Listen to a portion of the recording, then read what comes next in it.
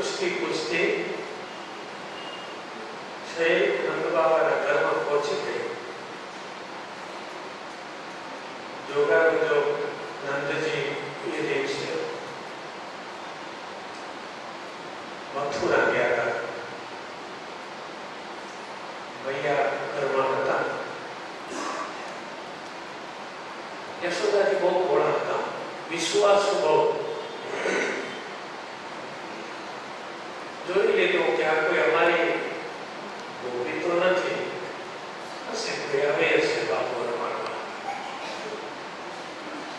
અને એવું જ થયું કે બાબો રમાડવા જ આવી હતી, પણ ખબર નથી કે આ બાબો મને રમાડી જાય એવો છે. બાબાને રમાડવા આવે પણ બાબો રમાડનારને રમાડી દે. આ હતી કોણ ખબર છે? કોણ હતી? તમને સમજ લાગે છે, તમને ક્યાંથી ખબર છે? ગોકુળમાં બાબો રમાડવા ગઈ એને તમે ઓળખો છો. ગજબ છે. આ પણ ઘણા નેગેટિવ જાણવા જરૂરી હોય છે. કોઈ પણ ઉડાર ઉપાડા થઈને આવે ને એના વિશ્વાસમાં ન રહેવું, એ આમાંથી શીખવા જેવું છે. બહુ મીઠું બોલતા આવે, ઉડાર ઉપાડા થઈને આવે, પણ મૈયામાં કપટ હોય. મુખ મેં રામ. હા, જેવી આવી એ પ્રભુને તેડી લીધા. મૈયા, તારો લાલો બહુ રૂપાળો છે. લાલાએ સામે જોયો. રૂપાળો છે કે કેવો છે હમણાં ખબર પડશે.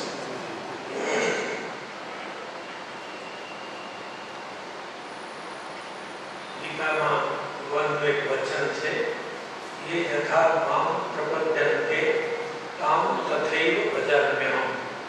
મારી પાસે આવો, જે ભાવ લઈને આવશો એ જ ભાવથી હું તમને મળીશ. મારા મિત્ર બનીને આવશો તો હું તમારો મિત્ર બનીશ. મારા શત્રુ બનીને આવશો તો હું તમારો શત્રુ બનીશ. હજુ તો 3 દિવસ નથી થયા. પ્રભુને તેડી અને મૈયા, તારો લાલો બહુ રૂપાળો છે. તારા બાબાને રમાડતા તો મારી છાતીમાં દૂધ આવી ગયું.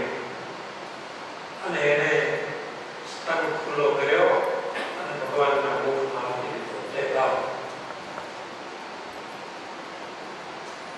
કપટ નહીં હતો. કપટ માણસની છાતીમાં જ હોય છે, હૃદયમાં નથી હોતો. એવી કપટ ઝેર છોકરી આવી હતી. એને કોન્ટ્રાક્ટ રાખ્યો હતો, આખો વ્રજ જિલ્લો જેટલા છોકરા જન્મ્યા છે બધા હું મારી આવીશ અને હસતા હસતા મારીશ, હથિયાર વગર. આવી અને ભગવાનને મુખમાં સ્થાન આપ્યો તો સુખદેવજી બહુ દુઃખમાં કહે છે, પ્રાણ સર્પકો. ભગવાન ધાવવા માંડ્યા. એવું વેક્યુમ કર્યું ને તો દૂધ તો ક્યાં? ભગવાન કહે છે દૂધ તો મારી માના છાતીમાં ઘણું છે,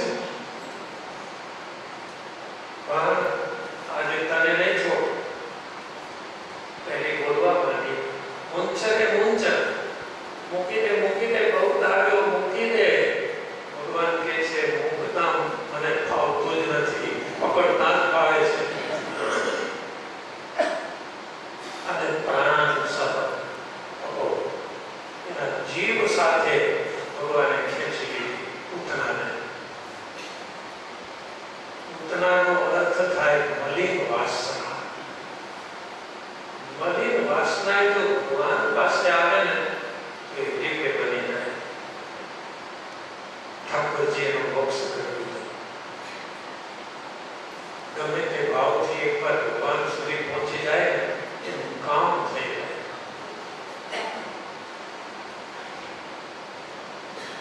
સમાચાર મળ્યા કંસને. એના કઈ શું થયું? એક્સિડન્ટ થયો? ના, એક નાનો છોકરો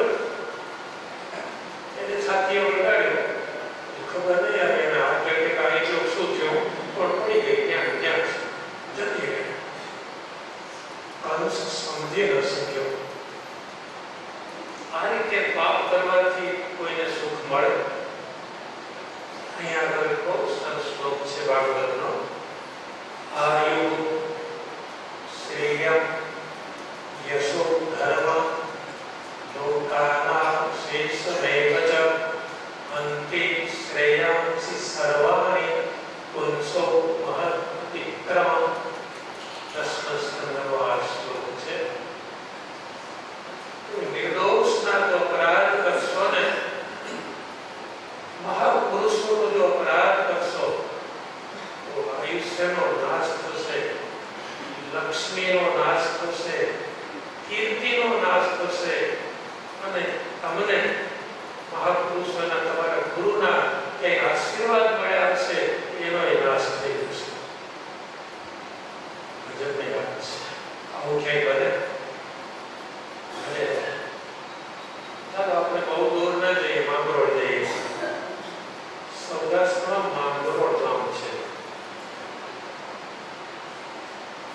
સ્વામિનારાયણ ભગવાન ધર્મધુરા સંભાળી પછી માંગરોળ પધાર્યા. જય જયકાર થવા માંડ્યો. કોઈ પણ આવે સમાધિ થાય, ભગવાનના દિવ્ય દર્શન થાય, ચારે બાજુ વાહ વાહ થવા માંડી. પણ માંગરોળમાં હરિભક્ત બહુ સારા હતા. નામ મેઘજીભાઈ. ઓળખાણ મેઘજીભાઈ? હા, એ જેવા તેવા નહોતા, સિદ્ધ પુરુષ હતા. કારણ ગુરુના આશીર્વાદ મળ્યા. રામાનંદ સ્વામીએ આશીર્વાદ આપેલા. ગુરુના આશીર્વાદના પ્રતાપે સિદ્ધ દશા આવી ગઈ. મરજી પડે ત્યારે સમાધિમાં જતા રહે, મરજી પડે ત્યારે જાગૃત થાય. દેહના સુખ અને દેહના દુઃખ એનાથી જુદા થઈ ગયા. એટલે સુધી જુદા થઈ ગયા, કડાઈમાં તેલ ઉકળતું હોય અને ભજીયા બનાવવાનો હોય તો જાડી નહીં લેવાની, હાથથી જ કાઢે, હાથથી દબાવી અને કાઢતા ઉકળતા તેલમાં હાથ નાખે છતાં કંઈ ન થાય. મારે ગુરુના આશીર્વાદથી શું ન થાય? કારણ કે ગુરુના આશીર્વાદમાં ગોવિંદની સહી થતી હોય છે. જે ગમે તે લખે પણ સહી તો એની પાસે સત્તા હોય એ જ કરે.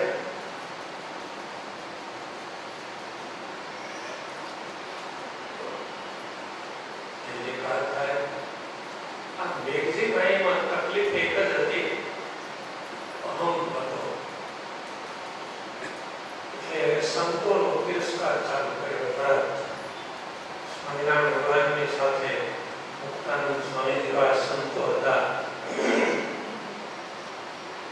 અને મેઘજીભાઈ આવે તો સાધુને સંતને પગે ના લાગે. પગે શું લાગે? ભગવાન પ્રેમ દઈ ગયા છે. મારા જે તાકાત બતાવે, હું તો સિદ્ધ છું મારા ગુરુ પ્રતાપે. સંતોનો અપરાધ ચાલુ કર્યો. ભગવાન બધું સહન કરે, પણ સાધુ પુરુષનો અપરાધ ભગવાન સહન નથી કરતા. પ્રથમનો 71 વચનામૃત. ભગવાન પોતાના ભક્તના સર્વ અપરાધ માફ કરે છે, પણ ભક્તનો દ્રોહ કરે એ અપરાધને ભગવાન ક્યારેય પણ માફ કરતા નથી.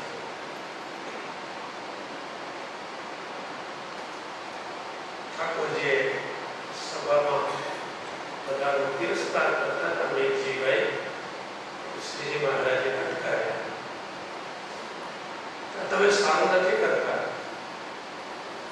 ગુરુ રામાનંદ સ્વામીની કૃપા તમારા ઉપર થઈ છે અને તમે રજવો છો, સૌભાગ્યતા નથી.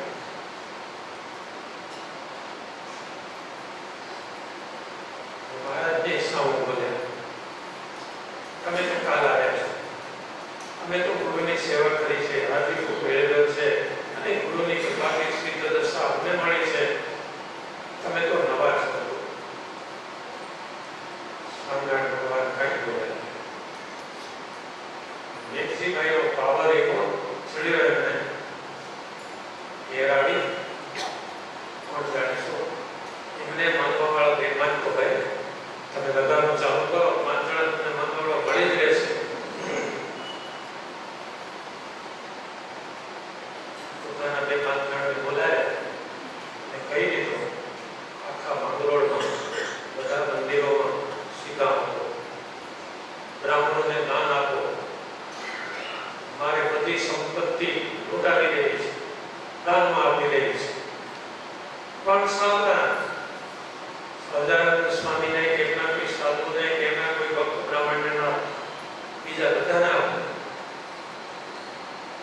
હોય એનામાં દ્વેષ ન હોય. આનો તો દ્વેષ વાળો ભાગ કર્યો છે. બધી સંપત્તિ આપી દીધી અને જાહેરાત કરી કે આવતીકાલે હું આ દેહ ત્યાગ કરી અને ગુરુ રામાનંદ સ્વામી પાસે ભગવાનના ધામમાં જઈશ. આ જગતમાં હવે જીવવા જેવું રહ્યું જ નથી. કોઈને મારી કદર નથી. વિજયરાજે સમાધિમાં બેઠા, નામ પકડ્યો, ઓમ હરિ ઓમ, અને ધીમે ધીમે ધીમે ધીમે ધીમે હૃદયમાંથી જીવને ખેંચ્યો. આવડત તો હતી, હૃદયમાંથી જીવને ખેંચ્યો, કંઠ સુધી આવ્યો જીવ. બ્રહ્મરંધ્ર સુધી લાવવાનો હોય ત્યાં રસ્તો છે બહાર નીકળવાનો. ભસ્મ હોય લખેલું છે ને, સંકટ સમયની પારી. બ્રહ્મરંધ્રમાંથી જીવને બહાર નીકળવાનો રસ્તો છે. બ્રહ્મરંધ્ર દ્વાર યોગ માર્ગથી ખુલે. નિકજીભાઈને આવડતું કે એ દરવાજો ખોલવાનો રસ્તો એને ખ્યાલ હતો.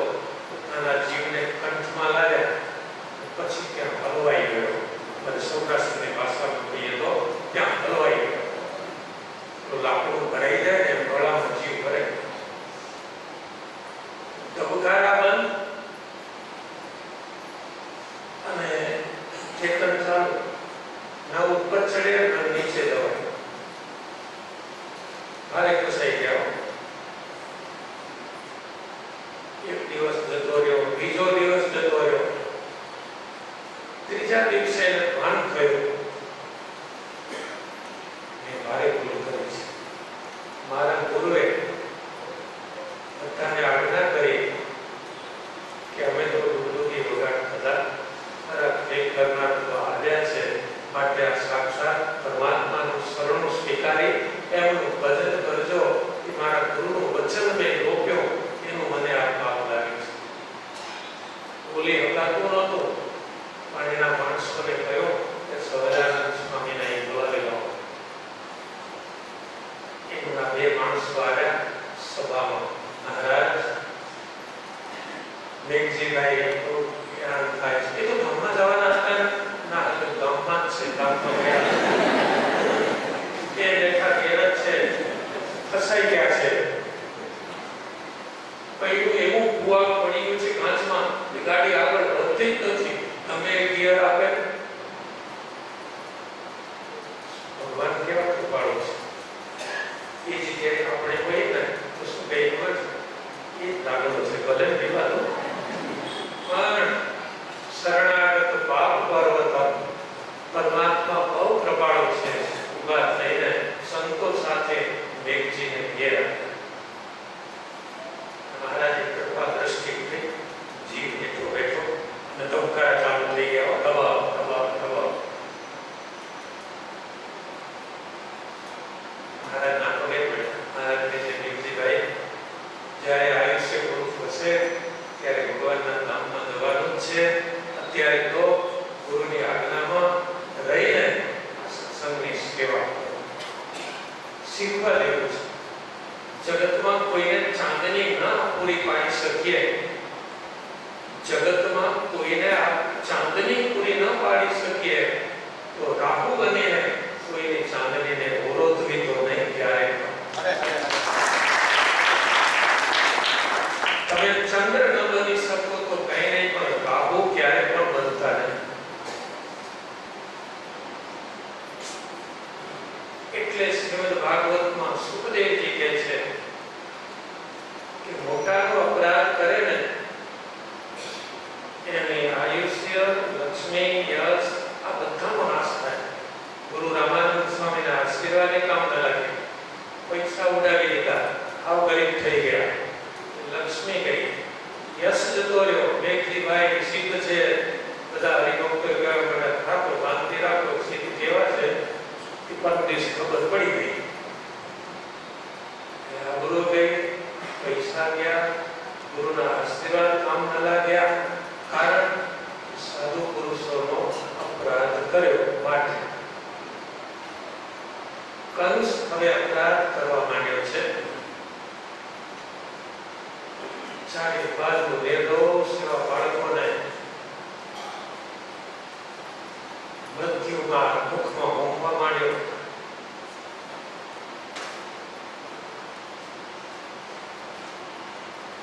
જેવી રીતે ભગવાને પૂતનાનો મોક્ષ કર્યો એવી જ રીતે શકટાસુરનો ઉદ્ધાર કરી દીધો. મૈયાના ખોળામાં ગુરુ બેઠા હતા અને એ વખતે તૃણાવર્ત નામનો અસુર આવ્યો, રાક્ષસ. ભગવાને જોયું કે આ રાક્ષસ બહુ ખરાબ છે, મને તો ઉપાડશે, ભેગા મૈયાને ઉપાડશે. ઠાકોરજીએ એવી લીલા કરી, પોતાના સ્વરૂપમાં વજન વધાર્યું. મૈયાને થયું કે મારો લાલો મારે કેમ લાગે છે, આટલું બધું વજન મારા છોકરામાં, અને એકદમ નીચે મૂકી દીધા ખોળામાંથી. અને એ જ વખતે તૃણાવર્ત આવ્યો, આવીને ઠાકોરજીને ઉંચક્યા, આકાશમાં લઈ ગયો. તૃણાવર્ત શું ખબર? જેને આપણે કહીએ છીએ મહાવંટોળીઓ. ભયંકર વંટોળી આવ્યો છે કે આખા મકાનો પાડી નાખે, છાપરા ઉડાડી દે, આખી બસો ઊંધી પાડી દે, એવા તાકાતવાળા વંટોળિયા એ રાક્ષસો. ભગવાનને ઉંચકીને આવ્યો ઉપર, ઠાકોરજી એનું ગળું ગાળ્યું, શ્વાસ બંધ કરી દીધો, ધબ લઈને એનું મૃત્યુ થયું. એ ઠોકરી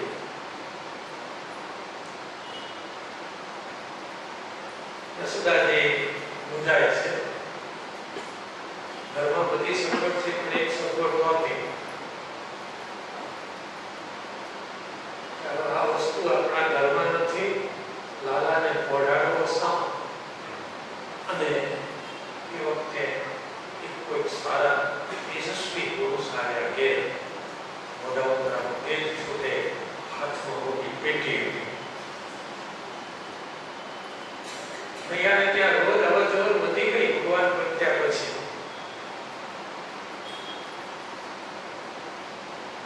આવનાર દેવ હતા વિશ્વકર્મા, સુધાર, હરિયા, હરિવરો એ બધાના ગુરુ.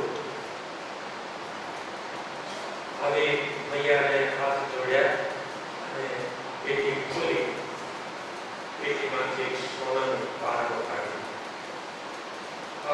પારણો સોના, હીરા માણેક અંદર જડેલા.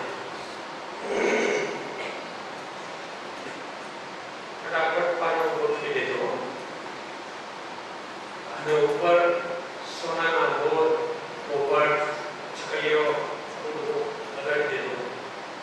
ભારત ના લાગી અને યશોદાજીને હાથ જોડીને કહે છે,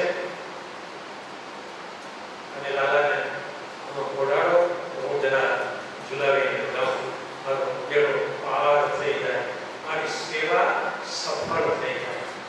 ભગવાન સેવા સ્વીકારે, સેવા સફળ, એ ઉગે નીકળે. ભૈયા રાજી રાજી થઈ ગયા. આવું પાડો, હું મનમાં ચિંતા કરતી હતી કે ઘરમાં એક એક ગોળીઓ નથી, આ લાલાને સામા ઘોડાડવો, ક્યાંકથી ગોળીઓ કેવડા એ આવે, એટલે એને કહું કે મથુરા જઈને ગોળીઓ લઈ આવો. અને ત્યાં તો આ અજાણ્યા ભાઈ આવ્યા અને કેવો આ હોનાનું ગોળી માર્યો. ભૈયાને ખબર નહીં આ પારણું કહેવાય. બહુ સરસ પાલકો લાલાના બાપ હતો. ઘણા ગોળિયા એમાં હોય છે, છોકરાને શોધવો પડે ક્યાં છે. અને ઘણા ગોળિયા એવા હોય છે કે આમાં રેખો પડશે, આવ નાનો. પણ આખું એવું અને એના બાપ. અને યશોદાજીએ પ્રભુને તેડી અને જ્યાં પારણમાં પધરાવ્યા અને વિશ્વકર્માએ દોરી પકડી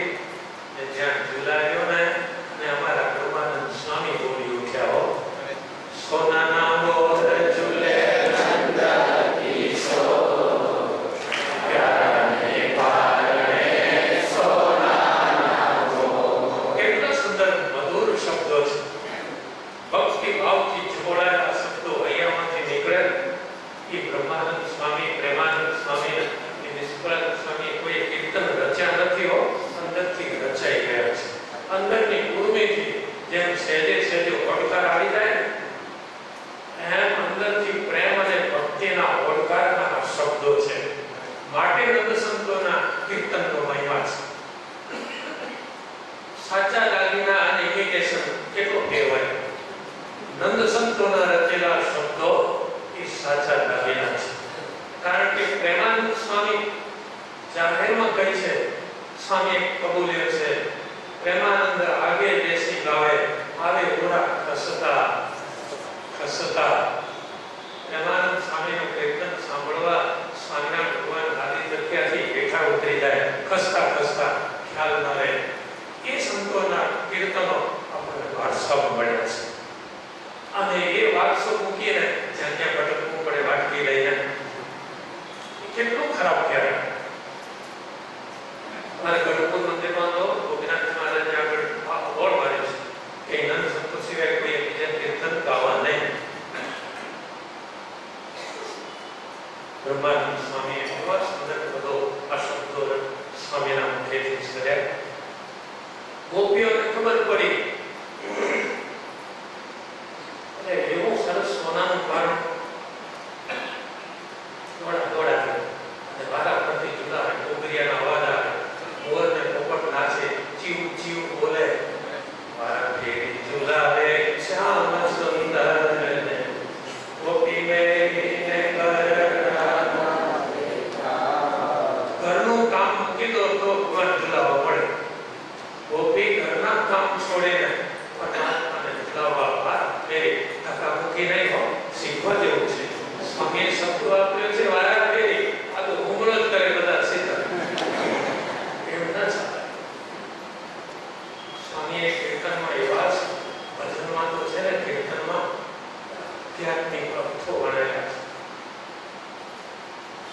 જે જયકાર થવા માંડે, પરમાત્મા સોનાના પારણામાં ઝૂલે છે, ગોપીઓ ઝુલાવે છે, મૈયાને તો ઝુલાવવાનો અવસર મળતો નથી. ઠાકોરજીના નામકરણની કથા બહુ સુંદર છે, એ આવતીકાલે સાંભળીએ.